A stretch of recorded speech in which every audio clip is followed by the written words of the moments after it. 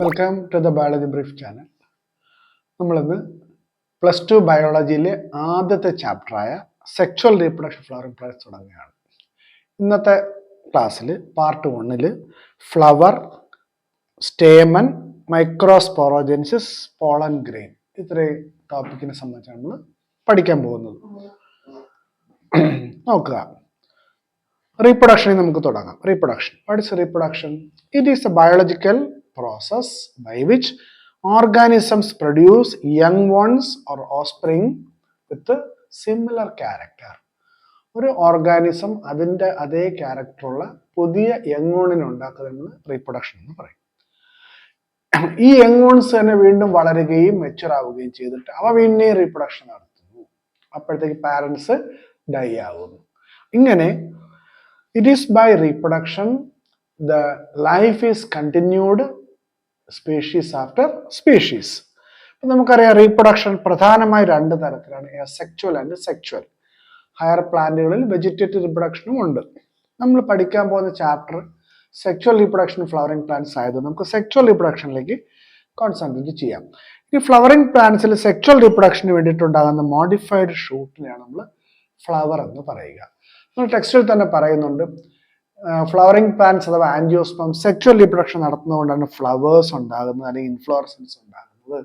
അപ്പോൾ sexual reproduction നടത്തുന്നില്ലായിരുന്നെങ്കിൽ നിങ്ങൾ ആലോചിച്ച് നോക്കൂ, ഫ്ലവേഴ്സ് ഉണ്ടാക്കുകയും ചെയ്യില്ല. ഇങ്ങനെ ഫ്ലവേഴ്സ് ഉണ്ടാകുന്നതുകൊണ്ട് നമുക്ക് വളരെ കാഴ്ചയ്ക്ക് മനോഹരമായതും മനസ്സിന് ആനന്ദകരമായ സീനറികൾ നമുക്ക് പ്രകൃതിയിൽ നിന്ന് ലഭ്യമാകുന്നു.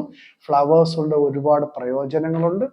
ഫ്ലവേഴ്സ് നമ്മുടെ ഇമോഷൻസും അല്ലെങ്കിൽ മരണസമയത്തൊക്കെ ആദരവ് അർപ്പിക്കാനുള്ള ഉപാധിയായിട്ട് നമുക്ക് ഫ്ലവേഴ്സ് ഉപയോഗിക്കുന്നു. അങ്ങനെ ഫ്ലവേഴ്സ് ഇൻഫ്ലോറസൻസ് നമുക്ക് ഒരുപാട് പ്രയോജനങ്ങളുണ്ട്. ഇനി റീപ്രൊഡക്ഷന്റെ ഭാഗമായിട്ട് ആൻജിയോസ്പമിൽ ഫ്രൂട്ട് ഉണ്ടാകുന്നു, ഫ്രൂട്ടിനുള്ളിൽ സീഡ്സ് ഉണ്ടാകുന്നു. അവയും നമുക്ക് ഇക്കണോമിക്കലായിട്ട് പ്രയോജനം ഉണ്ടാക്കുന്ന കാര്യങ്ങളാണ്. എന്നാൽ ഒരു ബയോളജിസ്റ്റിനെ സംബന്ധിച്ച് ഫ്ലവർ എന്ന് പറയുന്നത് റീപ്രൊഡക്ഷനും എംബ്രിയോജനിക്കുമുള്ള വസ്തുവായിട്ടാണ് നമ്മൾ ഫ്ലവറിനെ പറയുന്നത്. ടെക്സ്റ്റിൽ പറയുന്നു, വാട്ട് ഈസ് ഫ്ലോറിക്കൾച്ചർ എന്ന് പറഞ്ഞ ടൈം കൂടെ പറയുന്നുണ്ട്, അത് മനസ്സിലാക്കി വെക്കുക. ഫ്ലോറിക്കൾച്ചർ എന്താണ്? It is the cultivation and maintenance of flowering plants which produce beautiful flowers for the wellbeing of mankind. അതിനെയാണ് നമ്മൾ ഫ്ലോറിക്കൾച്ചർ എന്ന് പറയുക. മനുഷ്യന്റെ പുരോഗതിക്ക് സഹായിക്കുന്ന, മനുഷ്യന്റെ പ്രയോജനങ്ങൾക്ക് സഹായിക്കുന്ന ഫ്ലവേഴ്സ് ഉണ്ടാക്കുന്ന ചെടികളെ പരിപാലിക്കുന്നതിന് നമ്മൾ ഫ്ലോറിക്കൾച്ചർ എന്ന് പറയും. ഇനി വീണ്ടും നമുക്ക് ഫ്ലവറിന്റെ ഡെഫിനിഷനിലേക്ക് വരാം. ഫ്ലവർ എന്ന് പറയുന്നത് നമുക്കറിയാം modified shoot for sexual reproduction. ഇനി സെക്ച്വൽ റീപ്രൊഡക്ഷനിലേക്ക് വരുമ്പോഴത്തേക്ക് ആൻജിയോസ്പമിലെ സെക്ച്വൽ റീപ്രൊഡക്ഷന് 3 ഈവൻസ് ആണ് ഉള്ളത് നമ്മൾ പറയും. There are 3 events for sexual reproduction. എന്തൊക്കെയാണ് ആ ഈവൻസ് നോക്കാം. സെക്ച്വൽ റീപ്രൊഡക്ഷൻസിന്റെ 3 ഈവൻസ് എന്ന് പറയുന്നത്, പ്രധാനപ്പെട്ട ഈവന്റ് ഫെർട്ടിലൈസേഷൻ ആണ്. ഫെർട്ടിലൈസേഷൻ എന്താണ് ഫെർട്ടിലൈസേഷൻ എന്ന് പറയുന്നത്? It is the fusion between male gamete and female gamete to produce zygote. Zygote ഉണ്ടാക്കുന്നതിന് male gamete female gamete fuse ചെയ്യുന്നതിനെ പറഞ്ഞ പോലെ ഫെർട്ടിലൈസേഷൻ ആണ്. അതിന് മുൻപ്, ഫെർട്ടിലൈസേഷന് മുൻപ് നടക്കുന്ന ചില ഈവൻസ് നമ്മൾ പ്രീ ഫെർട്ടിലൈസേഷൻ ഈവൻസ് എന്നും ഫെർട്ടിലൈസേഷന് ശേഷം നടക്കുന്നതിന് പോസ്റ്റ് ഫെർട്ടിലൈസേഷൻ ഈവൻസ് എന്ന് പറയും. ഇനി എന്തൊക്കെയാണ് പ്രീ ഫെർട്ടിലൈസേഷൻ ഉള്ളത്? ഫെർട്ടിലൈസേഷൻ സമയത്ത് ഫ്യൂസ് ചെയ്യാൻ ആവശ്യമുള്ള ഗ്യാമേറ്റുകളെ പ്രൊഡ്യൂസ് ചെയ്യുക. നമ്മൾ ആ പ്രോസസിനെ ഗ്യാമറ്റോജെനിസിസ് എന്ന് പറയും. അപ്പൊ ഇവിടെ മെയിൽ ഗ്യാമേറ്റ് ഉണ്ടാക്കുമെങ്കിൽ മൈക്രോ ഗ്യാമറ്റോജെനിസിസ്, ഫീമെയിൽ ഗ്യാമേറ്റ് ഉണ്ടാക്കും നമ്മൾ മെഗാ ഗ്യാമറ്റോജെനിസിസ് എന്ന് പറയും. അപ്പം ഇവിടെ ഗ്യാമേറ്റുകൾ സിന്തസൈസ് ചെയ്യാൻ. ഇനി അതുപോലെ തന്നെ ഈ ഗ്യാമേറ്റുകളുടെ ട്രാൻസ്ഫർ നടക്കണം. മെയിൽ ഗ്യാമേറ്റിനെ ഫീമെയിൽ ഗ്യാമേറ്റിന്റെ അടുത്ത് എത്തിച്ചാൽ മാത്രമേ ഫെർട്ടിലൈസേഷൻ നടക്കുള്ളൂ, സൈഗോട്ട് ഉണ്ടാവുള്ളൂ. അപ്പോൾ പ്രീ ഫെർട്ടിലൈസേഷൻ ഈവൻസ് ഏതൊക്കെയാണെന്ന് ചോദിച്ചാൽ നമുക്ക് പറയാം ഗ്യാമറ്റോജെനിസിസ് ആൻഡ് ഗ്യാമറ്റ് ട്രാൻസ്ഫർ. ഇനി പോസ്റ്റ് ഫെർട്ടിലൈസേഷൻ നമുക്കറിയാം, ഫെർട്ടിലൈസേഷൻ വഴി സൈഗോട്ടാണ് ഉണ്ടാകുന്നത്. ഈ സൈഗോട്ടിൽ നിന്നും എംബ്രിയോ ഫോം ചെയ്യുന്നതിന് എംബ്രിയോജെനിസിസ് എന്ന് പറയും, എംബ്രിയോജനി. അതൊരു പോസ്റ്റ് ഫെർട്ടിലൈസേഷൻ ഇവന്റ് ആണ്. അതുപോലെ ഈ എംബ്രിയോക്ക് ഡെവലപ്പ് ചെയ്യാൻ ആവശ്യമായിട്ട് ന്യൂട്രിറ്റീവ് ടിഷ്യൂ ആയ എൻഡോസ്പേമിന്റെ ഫോർമേഷനും പോസ്റ്റ് ഫെർട്ടിലൈസേഷന്റെ ഭാഗമായിട്ട് ഓർത്ത് വെക്കുക. ഇനി നമുക്കറിയാം, സെക്ച്വൽ റീപ്രൊഡക്ഷന്റെ ഭാഗമായിട്ട് ഒരു ഫ്ലവറിംഗ് പ്ലാന്റിൽ ഉണ്ടാക്കപ്പെടുന്ന സ്പെഷ്യലൈസ്ഡ് ബ്രാഞ്ച് അല്ലെങ്കിൽ സ്പെഷ്യലൈസ്ഡ് ഷൂട്ടാണ് ഫ്ലവർ. ഫ്ലവറിന്റെ സ്ട്രക്ചർ എന്തൊക്കെയാണ്? ഫ്ലവറിൽ എന്തെല്ലാം ഭാഗങ്ങൾ കാണുമെന്ന് അറിയാം. നമുക്കറിയാം, ഒരു തലാമസ് കാണും. ആ തലാമസിന്റെ മേളിൽ floral whorls, 4 floral whorls arrange ചെയ്തിരിക്കുന്നു നമുക്കറിയാൻ പറ്റും. അല്ല ഔട്ടർ ടൂവിന് നമ്മൾ പറയും non essential whorls. Non essential whorls കാലിക്സും കൊറോളയുമാണ്. കാലിക്സിന്റെ ലോബുകളെയാണ് ഇവിടെ സെപ്പലായിട്ട് കാണിച്ചിരിക്കുന്നത്. അതുപോലെ കൊറോള എന്ന് പറയുന്ന നോൺ അസെൻഷ്യൽ ബേളിന്റെ ലോബുകളെ നമ്മൾ പെറ്റൽസ് എന്ന് പറയും. പെറ്റൽസ് ഇവയെ നോൺ അസെൻഷ്യൽ എന്ന് പറയാൻ കാരണം നമുക്കറിയാം ഫ്ലവർ സെക്ച്വൽ റീപ്രൊഡക്ഷനുള്ള ബ്രാഞ്ചാണ്. ഈ കാലിക്സിനും കൊറോളയ്ക്കും സെക്ച്വൽ റീപ്രൊഡക്ഷനോട് ഡയറക്റ്റ് റോൾ ഇല്ലാത്ത നമ്മൾ അവയെ നോൺ അസെൻഷ്യൽ വേൾഡ്സ് എന്ന് പറയും. എന്നാൽ സെക്ച്വൽ റീപ്രൊഡക്ഷനോട് ഡയറക്റ്റ് റോളുള്ള ആൻഡ്രീഷ്യത്തിനെയും ഗൈനീഷ്യത്തിനെയും നമ്മൾ എസെൻഷ്യൽ വേൾഡ്സ് എന്ന് വിളിക്കും. Essential whorls. Essential whorls. അങ്ങനെയാണെങ്കിൽ ആൻഡ്രീഷ്യം എന്ന് പറയുന്നത് മെയിൽ പാർട്ടാണ് കാണിക്കുന്നത്, ഗൈനീഷ്യം ഫീമെയിൽ സൈഡിനെ കാണിക്കുന്നു. Androecium is made up of units called stamen. Stamen കൊണ്ടാണ് ആൻഡ്രീഷ്യം ഉണ്ടാക്കിയിരിക്കുന്നത്. അതുപോലെ ഗൈനീഷ്യം ഉണ്ടാക്കിയിരിക്കുന്നത് കാർപ്പൽ കൊണ്ടാണ്. ഇപ്പൊ ഇവിടെ ഫ്ലവറിൽ കാണുന്ന ഓരോ ഭാഗങ്ങളും സെപ്പലായാലും പെറ്റലായാലും സ്റ്റേമൻ ആയാലും നമ്മൾ പറയും മോഡിഫൈഡ് ലീവ്സ് എന്നാണ്. അപ്പോൾ മോഡിഫൈഡ് ബ്രാഞ്ച് ആകുമ്പോൾ അതിൽ കാണുന്ന ലീവ്സ് എല്ലാം മോഡിഫൈഡ് ലീവ്സ് ആയിരിക്കും. അപ്പൊ ലീഫ് എന്നുള്ള അർത്ഥം നമ്മൾ ഇതിനെ ഫിൽ എന്ന് പറയും. ഫിൽ. സ്റ്റേമനെ ഫിൽ എന്ന് പറയാം, കാർപ്പലിനെ നമുക്ക് ഫിൽ, മോഡിഫൈഡ് ലീഫ് എന്നുള്ള അർത്ഥത്തിൽ. ഇനി സ്റ്റേമൻ എന്ന് പറയുമ്പോൾ നമ്മൾ മെയിൽ പാർട്ടാണ്. മെയിൽ എന്ന് പറയുമ്പോൾ മൈക്രോ എന്ന് പ്രിഫിക്സ് ചെയ്ത് കൊടുക്കുക. Micro sporophyll. സ്റ്റേമന്റെ മറ്റൊരു പേരാണ് മൈക്രോ സ്പോറോഫിൽ. അതുപോലെ കാർപ്പൽ ഫീമെയിൽ സൈഡാണ്. ഫീമെയിൽ സൈഡ് ആകുമ്പോൾ നമ്മൾ പറയും മെഗാ ആഡ് ചെയ്ത് കൊടുക്കുക. Mega sporophyll. ഇപ്പൊ കാർപ്പലിന്റെയും സ്റ്റേമന്റെയും മറ്റു പേരുകൾ ഓർത്തു വെക്കുക. മൈക്രോസ്പോറോഫിൽ, കാർപ്പൽ ആണെങ്കിൽ മെഗാസ്പോറോഫിൽ. ഇപ്പൊ നമ്മൾ ഈ മെഗാസ്പോറോഫിൽ നിന്നും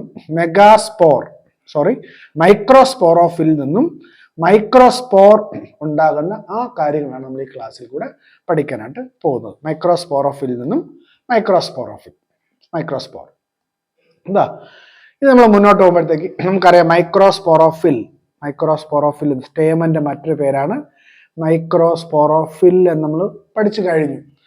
ഇനി ഒരു സ്റ്റേമൻ അഥവാ മൈക്രോസ്പോറോഫിലിന്റെ സ്ട്രക്ചർ എന്താണ് നോക്കൂ. അതിനൊരു ഇലോങ്ങേറ്റഡ് സ്റ്റെം ലൈക്ക് സ്ട്രക്ചർ കാണാം. നമ്മൾ അതിനെ പറയുന്ന സ്റ്റോക്ക് അല്ലെങ്കിൽ ഫിലമെന്റ് എന്ന് പറയും. ഫിലമെന്റ്.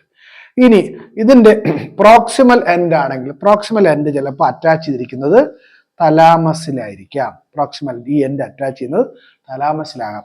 അല്ലെങ്കിൽ ചിലപ്പോൾ ഇത് അറ്റാച്ച് ചെയ്യുന്നത് കൊറോള ട്യൂബിലായിരിക്കും. ഇപ്പൊ ട്യൂബുലാർ കൊറോള ആണെങ്കിൽ ഈ ഫിലമെന്റിന്റെ പ്രോക്സിമൽ റീജിയൻ അറ്റാച്ച് ചെയ്യുന്നത് കൊറോള ട്യൂബിലായിരിക്കും. അങ്ങനെയാണെങ്കിൽ നമ്മളതിനെ എപ്പിപെറ്റാലസ് സ്റ്റേമൻ എന്ന് നമ്മൾ അപ്പോഴാണ് വിളിക്കുക.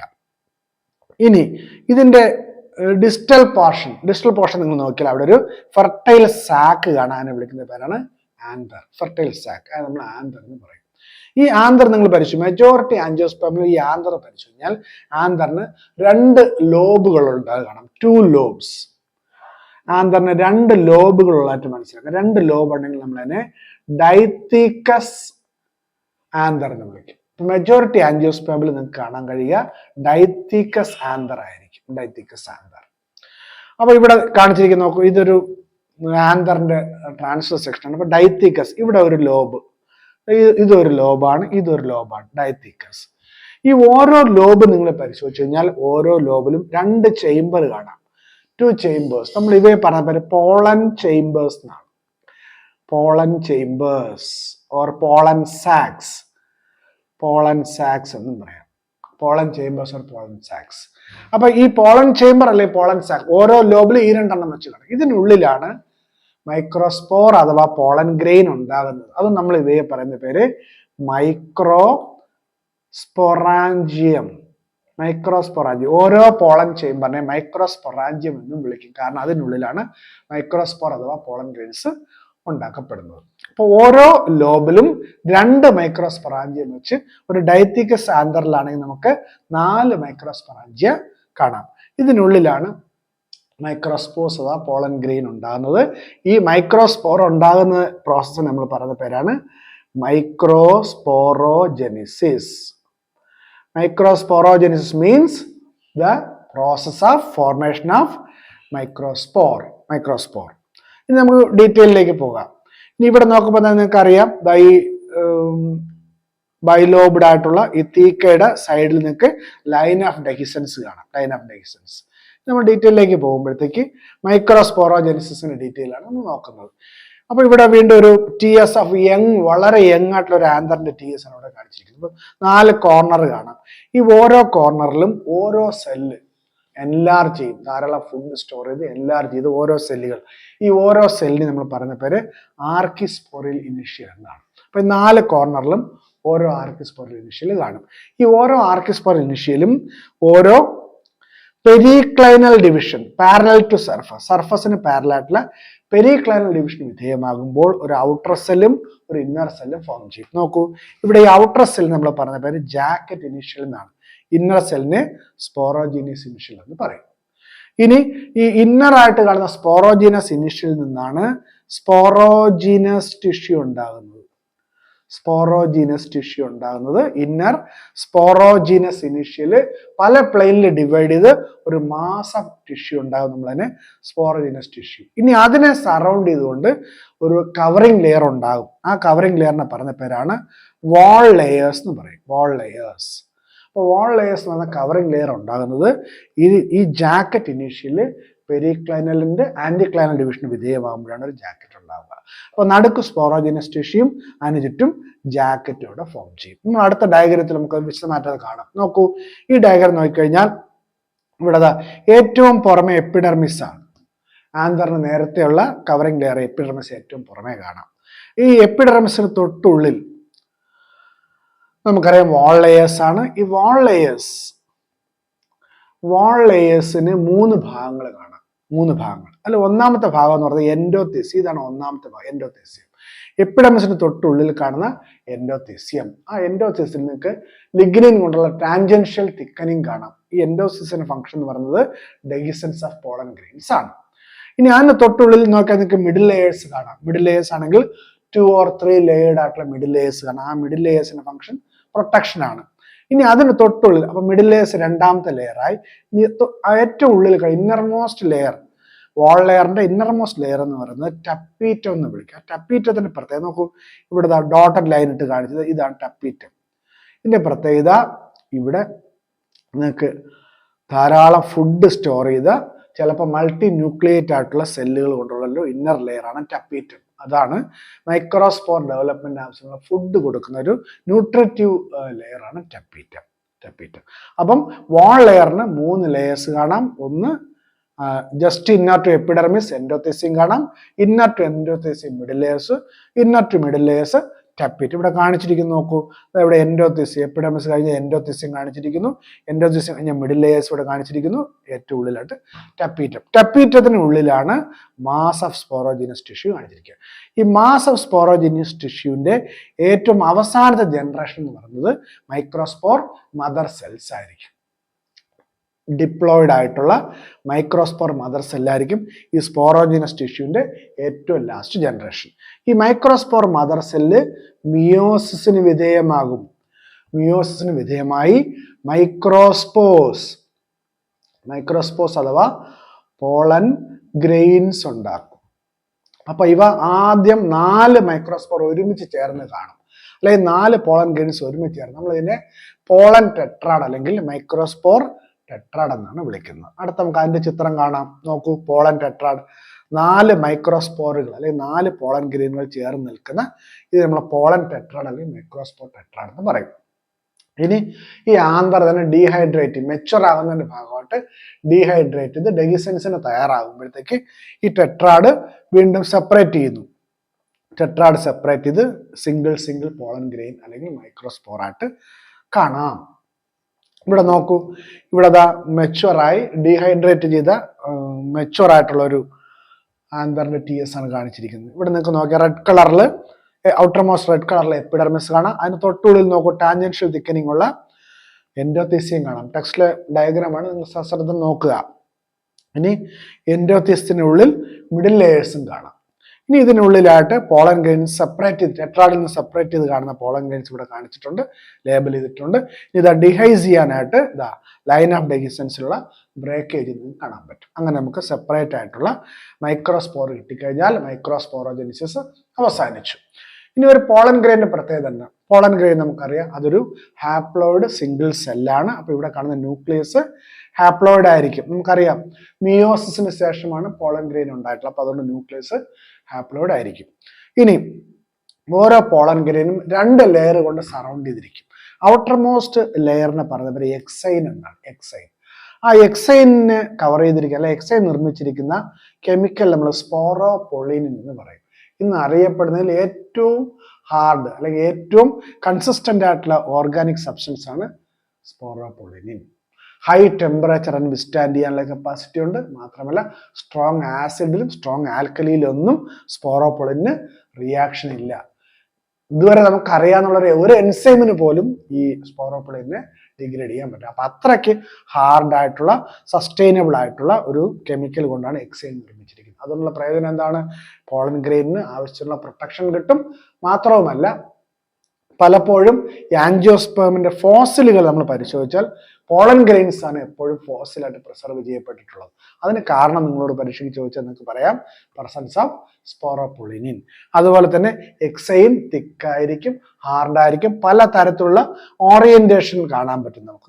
ഈ ഒരു ഫോട്ടോ നിങ്ങൾക്ക് ശ്രദ്ധിച്ചാൽ ടെക്സ്റ്റിലെ ഫോട്ടോ ആണ്. നോക്കൂ, എക്സൈൻ്റെ പലതരത്തിലുള്ള ആർട്ടിക്കുലേഷൻസ് കൊണ്ട് പല ഷേപ്പിലുള്ളത്, നമുക്ക് സ്പൈനി ആയിട്ടുള്ളതൊക്കെ ആയിട്ടുള്ള ഇറഗുലർ ഷേപ്പിലൊക്കെ ആയിട്ടുള്ള പലതരം പോളൻ ഗ്രെയിൻസ് നിങ്ങൾക്ക് കാണാൻ പറ്റും. ഇതെല്ലാം എക്സൈൻ്റെ പെക്യൂലിയാരിറ്റി കൊണ്ടുണ്ടാകുന്ന വെറൈറ്റികളാണ്. ഇനി എക്സൈൻ ചില ഭാഗങ്ങളിൽ വളരെ തിന്നായിരിക്കും അല്ലെങ്കിൽ ആബ്സെന്റ് ആയിരിക്കും. ആ സ്ഥലത്ത് കൂടെ ആയിരിക്കും ഇന്ത്യൻ പുറത്തേക്ക് പോളൻ ട്യൂബായിട്ട് വരിക. ആ റീജിയൻ നമ്മൾ പറഞ്ഞ പേരാണ് ജേം പോർ എന്ന് പറയും. അപ്പോൾ പോളൻ ഗ്രെയിനിൽ എക്സൈൻ വീക്ക് ആയിട്ടുള്ള ആ അപ്പർച്ചറുകളെ നമ്മൾ ജേം പോർ എന്ന് പറയും. ജേം പോറിൽ കൂടെയാണ് പോളൻ ട്യൂബ് പുറത്തേക്ക് വരുന്നത്. ഇനി എക്സൈന് തൊട്ടുള്ളിലായിട്ട് നമുക്ക് ഇൻറ്റൈൻ കാണാം.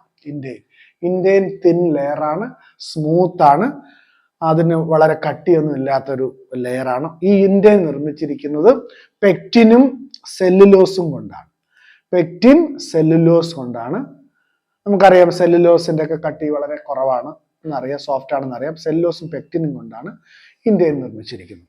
ഇനി അതിനുള്ളിൽ സൈറ്റോപ്ലാസം കാണാം, ഫുഡ് സ്റ്റോറേജ് ഉണ്ടാകാം, ഇനി ഹാപ്ലോയിഡ് ന്യൂക്ലിയസും കാണാം. അപ്പൊ ഈ pollen grain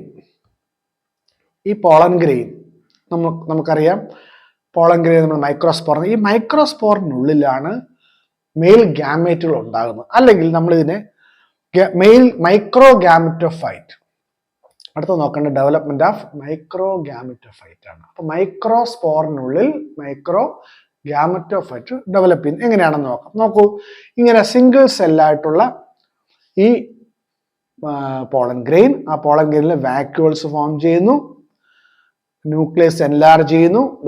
asymmetric spindle form ചെയ്തുകൊണ്ട് ഈ ന്യൂക്ലിയസിലുള്ള സെല്ല് അൺഈക്വൽ ഡിവിഷൻ നടത്തുന്നു. അപ്പൊ എസിമെട്രിക് സ്പിൻഡിൽ ഫോം ചെയ്ത് കഴിഞ്ഞാൽ അൺഈക്വൽ ഡിവിഷൻ നടന്നു ഒരു വലിയ സെല്ലും ഒരു ചെറിയ സെല്ലും ഉണ്ടാകും. വലിയ സെൽ നമ്മൾ പറഞ്ഞ പേര് വെജിറ്റേറ്റീവ് സെൽ എന്നും ചെറിയ സെല്ലിനെ ജനറേറ്റീവ് സെൽ എന്നും പറയും. ഇനി 60% ആൻജിയോസ്പേം സ്പീഷീസിൽ ആന്തറിൽ നിന്നും പോളൻ ഗ്രെയിൻ ഷെഡ് ചെയ്യുന്നത്, ലിബറേറ്റ് ചെയ്യുന്നത് ഇങ്ങനത്തെ 2 സെൽഡ് സ്റ്റേജിലാണ്. 2 സെൽഡ് സ്റ്റേജ്. അപ്പൊ 60% ആൻജിയോസ്പേമിലും ഈ 2 സെൽഡ് സ്റ്റേജിലാണ് പോളൻ ഗ്രെയിൻ ഷെഡ് ചെയ്യുന്നത്. അപ്പൊ ഇതിനാണ് നമ്മൾ മൈക്രോ ഗാമറ്റോഫൈറ്റ് എന്ന് വിളിക്കുന്നത് ഇതിനെയാണ്.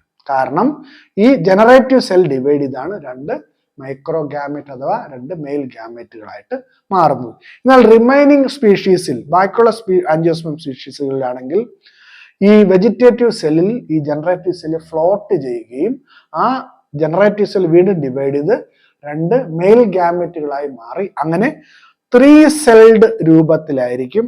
3 സെൽഡ് സ്റ്റേജിലാണ് ബാക്കി 40% സ്പീഷീസിലും ഈ പോളൻ ഗ്രെയിൻസ് ഷെഡ് ചെയ്യുന്നുള്ള കാര്യം കൂടി നിങ്ങൾ ഓർമ്മിച്ച് വെക്കുക. അപ്പൊ നമ്മൾ മൈക്രോ ഗാമറ്റോഫൈറ്റ് ഫോർമേഷനും പഠിച്ചു. ആ മൈക്രോ ഗാമറ്റോഫൈറ്റിനുള്ളിൽ ജനറേറ്റീവ് സെല്ല് ഡിവൈഡ് ചെയ്ത് 2 മെയിൽ അല്ല മൈക്രോ ഗാമറ്റുകൾ ഉണ്ടാകുമെന്ന് നമ്മൾ പഠിച്ചു. അപ്പൊ ഗാമറ്റ് വരെ നമ്മൾ നിൽക്കുകയാണ്. ഇതിനിടയ്ക്ക് നമുക്ക് ടെക്സ്റ്റിലെ ഒരു കാര്യം കൂടെ ശ്രദ്ധിക്കാനായിട്ടുണ്ട്. ഇപ്പം പോളൻ ഗ്രെയിൻ എന്ന് പറഞ്ഞാൽ ഹൈലി ന്യൂട്രിറ്റീവ് ആയിട്ടുള്ള ഒരു ഫുഡ് എന്നാണ് പറയുന്നത്. ഹൈലി ന്യൂട്രീഷ്യസ് ആണ്. ഇനി ഇപ്പോൾ പോളൻ ഗ്രെയിൻ കൊണ്ടുള്ള ടാബ്ലറ്റും ഉൽപ്പന്നങ്ങളും ഭക്ഷിക്കുക എന്നുള്ള ഒരു ഫാഷനായി മാറിയിട്ടുണ്ട്. പല വെസ്റ്റേൺ കൺട്രീസിലും പോളൻ ഗ്രെയിൻ കൊണ്ടുള്ള പല പ്രോഡക്റ്റുകളും ലഭ്യമാണ്, ആൾക്കാർ ഉപയോഗിക്കുന്നത്. അതിനൊരു എക്സാമ്പിൾ ഇവിടെ പറഞ്ഞിട്ടുള്ളൂ. നോക്കൂ, എനർജി ഷേക്കിന്റെ പടം കൊടുത്തിട്ടുണ്ട്, ബി പോളൻ ക്രീം കൊടുത്തിട്ടുണ്ട്, പോളൻ സിറപ്പ് കാണാം. ഇവിടെ പോളൻ ടാബ്ലറ്റിന്റെ ഒരു ചിത്രമാണ്. ഈ പോളൻ ടാബ്ലറ്റിന്റെ ചിത്രം വലുതായിട്ട് കൊടുത്തിരിക്കുന്നത് നോക്കൂ, B pollen from England 30 tablets വലുതായിട്ട് കൊടുത്തിരിക്കുന്നത് പോളൻ ടാബ്ലറ്റ് ആണ്. ഇവയെല്ലാം ആരാണ് കൺസ്യൂം ചെയ്യുന്നത്? അത്ലീറ്റ്സും റേസ് ഹോഴ്സ് പന്തയ കുതിരകൾക്കും അത്ലീറ്റ്സും ഇവ കൺസ്യൂം ചെയ്യും. ഇതിനു വേണ്ടിയിട്ടാണ് അവരുടെ സ്റ്റാമിന, അവരുടെ വിഗർ വർദ്ധിപ്പിക്കാനായിട്ട് പോളൻ ഗ്രെയിൻ ഉപയോഗിക്കുന്നുള്ള വസ്തുതയും കൂടെ നിങ്ങൾ മനസ്സിലാക്കുക. ഇനി നമുക്ക് ലാസ്റ്റ് നോക്കേണ്ട ഒരു കാര്യം പോളൻ വയബിലിറ്റി. അതായത് ആന്തറിൽ നിന്നും പോളൻ ഷെഡ് ചെയ്യുന്നു. ഫീമെയിൽ ഗാമറ്റിന്റെ അടുത്തേക്ക് ഷെഡ് ചെയ്യുമ്പോഴത്തേക്ക് ആ ഫ്യൂസ് ചെയ്ത് ഫെർട്ടിലൈസേഷൻ നടക്കുന്നത് വരെ ഈ പോളൻ ഗ്രെയിൻ അതിന്റെ ലൈഫ് നിലനിർത്തണം, ലിവിങ് ആക്ടിവിറ്റി നിലനിർത്തണം, അതിന്റെ വയബിലിറ്റി നിലനിർത്തേണ്ടതായിട്ടുണ്ട്. അപ്പം പല പ്ലാന്റുകളുടെ പോളൻ ഗ്രെയിനിലും ഈ വയബിലിറ്റി വ്യത്യാസപ്പെട്ടാണ് ഇരിക്കുന്നത്. എങ്ങനെയാണെന്ന് നോക്കൂ. ഇനി ഉദാഹരണത്തിന് സിറിയൽസ് ആയ റൈസ്, വീറ്റ് തുടങ്ങിയ പ്ലാന്റ് നിങ്ങൾ പരിശോധിക്കുകയാണെങ്കിൽ 30 മിനിറ്റ്സ് ആണ് അവയുടെ പോളന്റെ വയബിലിറ്റി. വെറും 30 മിനിറ്റ് മാത്രമേ ഉള്ളൂ. 30 മിനിറ്റ് കഴിഞ്ഞ് അവ നോൺ ഫങ്ഷണൽ ആയിട്ട് മാറാം. അപ്പൊ അവയ്ക്ക് ഈ പോളിനേഷൻ കഴിഞ്ഞ് ഫെർട്ടിലൈസേഷൻ 30 മിനിറ്റിനകത്ത് നടക്കപ്പെടേണ്ടതായിട്ടുണ്ട്. എന്നാൽ ലെഗുമിനോസെ, റോസേസിയെ, സൊളനേസിയെ നിങ്ങൾ ഫസ്റ്റ് ഇയറിൽ പഠിച്ച ഫാമിലികളാണ്. ലെഗുമിനോസെ, റോസേസി, സൊളനേസി. ഈ ഫാമിലിയിൽപ്പെട്ട പ്ലാന്റുകളിൽ നമ്മൾ നോക്കുകയാണെങ്കിൽ ഫ്യൂ മന്ത്സ്, ചില മാസങ്ങളോളം പോളൻ ഗ്രെയിൻ വയബിലിറ്റി റിറ്റെയിൻ ചെയ്യപ്പെടുന്നതാണ് കണക്ക്. ഇനി എന്തായാലും നമുക്ക് ഈ പോളൻ ഗ്രെയിനെ നമുക്ക് ലിക്വിഡ് നൈട്രജനിൽ -196 ഡിഗ്രി സെന്റിഗ്രേഡ് നിങ്ങൾ കൊടുക്കാമെങ്കിൽ ഈ പോളൻ ഗ്രെയിൻ ലിക്വിഡ് നൈട്രജൻ നിങ്ങൾക്ക് പെർമനന്റ് ആയിട്ട് വയബിൾ ആയിട്ട് നിലനിർത്താൻ പറ്റും. അങ്ങനെ ചെയ്യുക വഴി നമ്മൾ ധാരാളം പോളൻ ബാങ്കുകൾ ഉണ്ടാക്കിയിട്ടുണ്ട്. പോളൻ ഗ്രെയിന്റെ വയബിലിറ്റിയെ ലിക്വിഡ് നൈട്രജന്റെ സഹായത്തിൽ -196 ഡിഗ്രി സെന്റിഗ്രേഡിൽ സ്ഥിരമായി നിലനിർത്തുന്ന ആ ഒരു സംവിധാനം നമ്മൾ പോളൻ ബാങ്ക് എന്ന് പറയും. അപ്പം പുതിയ ക്രോപ്പ് റിസർച്ച് ഒക്കെ നടത്തുമ്പോഴത്തേക്ക്, പുതിയ ഉൽപ്പന്നങ്ങൾ, പ്ലാന്റിലെ പുതിയ ക്രോപ്സ് ഒക്കെ നമ്മൾ ഡെവലപ്പ് ചെയ്തെടുക്കുമ്പോഴത്തേക്ക് അതിനാവശ്യമുള്ള പോളൻ ഗ്രെയിൻസ് നമ്മൾ ഈ പോളൻ ബാങ്കിൽ നിന്ന് എടുത്തിട്ടാണ് അതിന് വേണ്ടി ഉപയോഗിക്കുന്നത്. അപ്പൊ പരീക്ഷയ്ക്ക് വേണ്ടി പോളൻ ബാങ്കും പോളൻ വയബിലിറ്റിയും കൂടി നിങ്ങൾ ഓർമ്മിക്കുക. അപ്പൊ ഇത്രയും കാര്യങ്ങൾ നമ്മൾ ഈ ക്ലാസ്സിൽ കവർ ചെയ്യാൻ ഉദ്ദേശിച്ചത്. ഇത്രയും കാര്യങ്ങൾ നിങ്ങൾക്ക് മനസ്സിലായെന്ന് വിചാരിക്കുന്നു. Thank you very much.